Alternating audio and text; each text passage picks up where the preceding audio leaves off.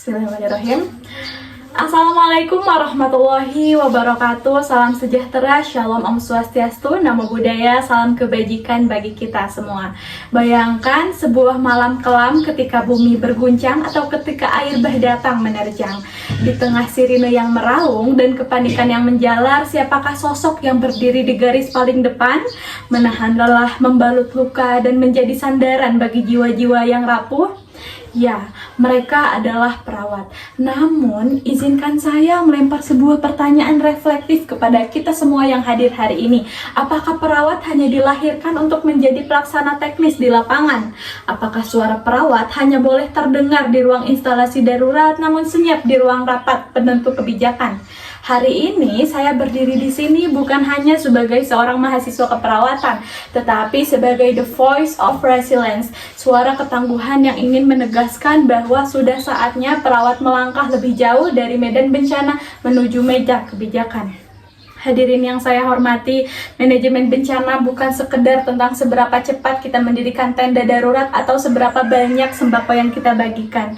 Manajemen bencana yang efektif adalah tentang mitigasi yang inklusif, humanis, dan berbasis data. Selama ini, kebijakan mitigasi bencana seringkali dibuat dengan pendekatan yang top down yang kaku. Akibatnya apa? Kita sering melewatkan sebuah spesifik kelompok rentan. Kelompok rentan itu ibu hamil, anak-anak, lansia, dan penyandang disabilitas di pengungsian. Siapa yang paling memahami data kesehatan real di lapangan?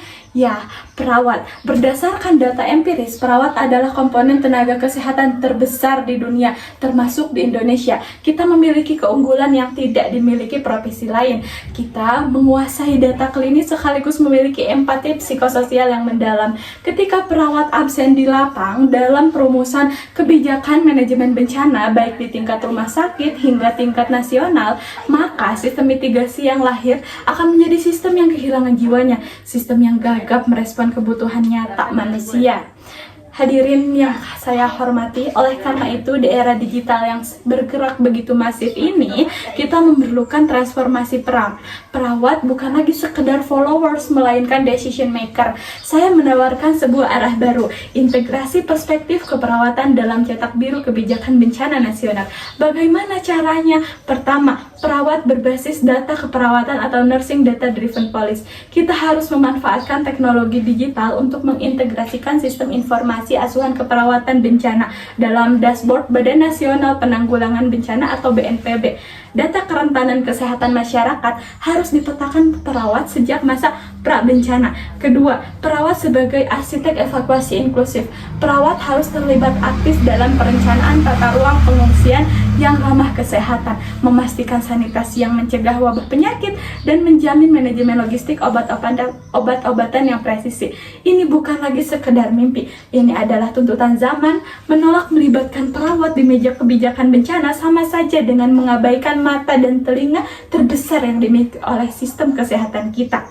Para hadirin dan pemangku kepentingan yang saya hormati, juga rekan-rekan sejawat di masa depan.